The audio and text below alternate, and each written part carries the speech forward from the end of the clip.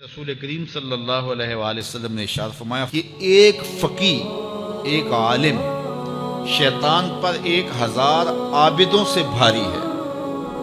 1000 عابد عبادت میں لگے ہوں شیطان کو ان کی وہ ٹینشن نہیں ہوتی جو ایک عالم کی ٹینشن ہوتی ہے۔ اس لیے وہ ایک طالب علم کو دین سے ہٹانے کے لیے جتنی محنت کرتا ہے وہ ایک تہجد گزار کو تہجد سے ہٹانے کے لیے وہ محنت نہیں کرتا۔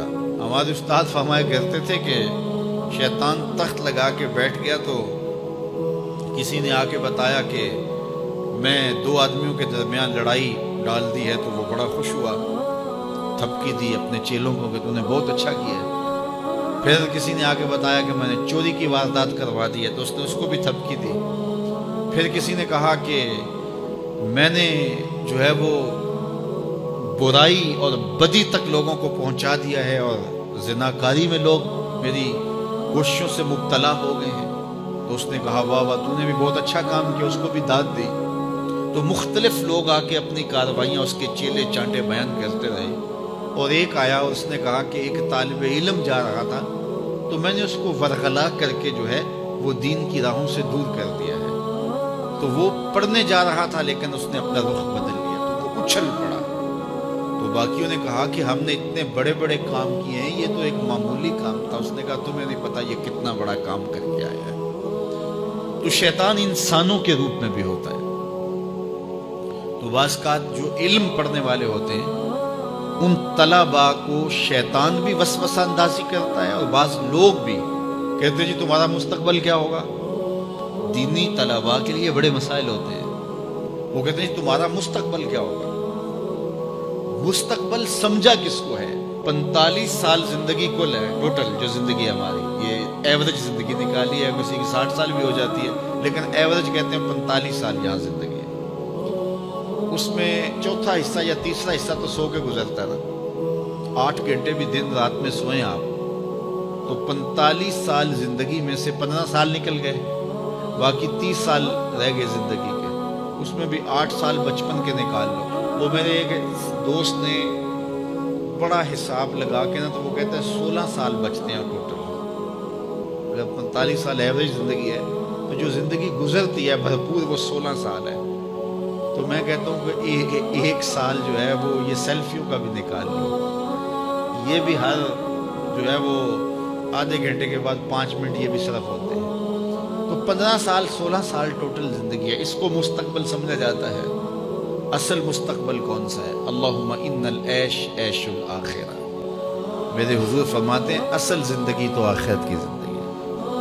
تو ہم اگر مستقبل اس کو قرار دے دیں اور یہ ساری زندگی جد و جہد کی زندگی قرار دیں اور آخرت کی کھیتی میرے حضور نے فرمایا، تو پھر مستقبل کا تصور ہی بدل جاتا ہے۔ دیکھیے اس 10-15 سالوں کو 20 سال لگا لیں ان کو اچھا گزارنے کے لیے۔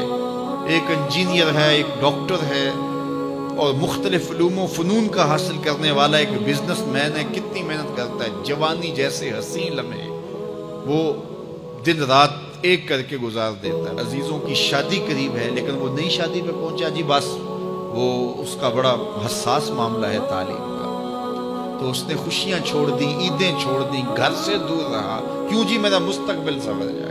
اپنے کیریئر کو بنانے کے لیے، اپنے کاروبار کو کھڑا کرنے کے لیے کس محنت کے اندر اس نے صرف کیے، اور مستقبل کتنا ہے، اور وہ بھی آرام سے نہیں پھر بیٹھ جانا، اس محنت کے بعد پھر اس مستقبل کے اندر بھی محنت مسلسل باقی رہے گی۔ لیکن وہ جو زندگی ہے جو حقیقی مستقبل ہے اس میں عمل نہیں ہے، حتیٰ کہ اس میں نمازیں بھی نہیں ہیں۔